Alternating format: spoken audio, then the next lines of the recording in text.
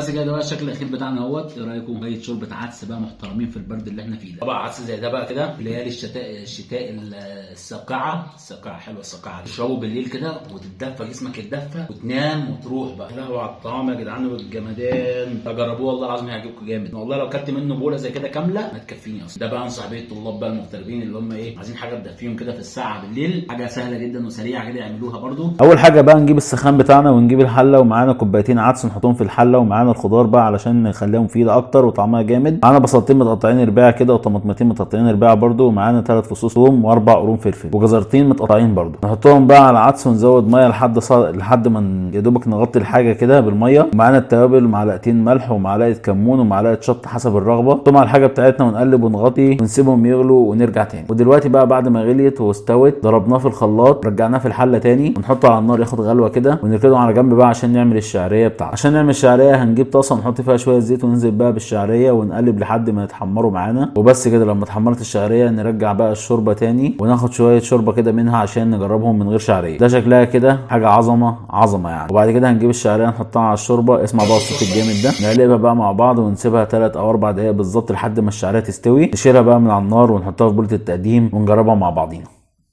بس كده ده بقى الشكل الاخير بتاعنا اهوت. ايه رايكم؟ شويه شوربه عدس بقى محترمين في البرد اللي احنا فيه ده. صب بقى شويه هنا بقى قلت التقديم كده ندوقه بقى ونشوف طعمه عامل ازاي. جامد يعني مش انا اللي عامله. بس كده بقى عندنا هنا دوت اللي من غير شعريه، احنا عملناه من غير شعريه في الاول. ده بقى اللي بشعريه. طبعا انا بحبه الصراحه بالشعريه بتاعته، انا ما بحبوش من غير شعريه الصراحه. ندوق بقى الاثنين مع بعض كده ونقول بسم الله.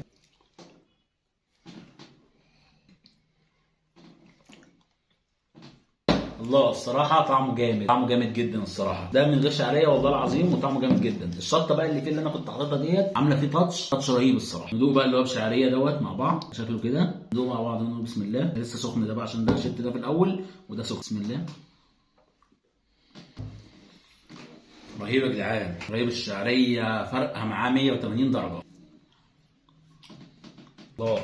طبعا عدس زي ده بقى كده في ليالي الشتاء الساقعه حلوه الساقعه دي. تشربه بالليل كده وتتدفى، جسمك يتدفى وتنام وتروح بقى. يا لهوي على الطعم يا جدعان والجمدان، فجربوه والله العظيم هيعجبكم جامد. والله لو كلت منه بوله زي كده كامله ما تكفيني اصلا. ده بقى انصح بيه الطلاب بقى المغتربين اللي هم عايزين حاجه تدفيهم كده في الساعه بالليل. حاجه سهله جدا وسريعه كده يعملوها برده. وبس كده بقى لو في اي وصفه انتوا كمان عايزين تعملوها او شايفينها عايزين نجربها برده ممكن تكتبها لي في الكومنتات وانا اعملها لكم ونعملها مع بعضينا يعني ونشوف هتنجح ولا لا. بس كده كان معكم عبد الله محمود من قناه عبود ريفيو. وسلام.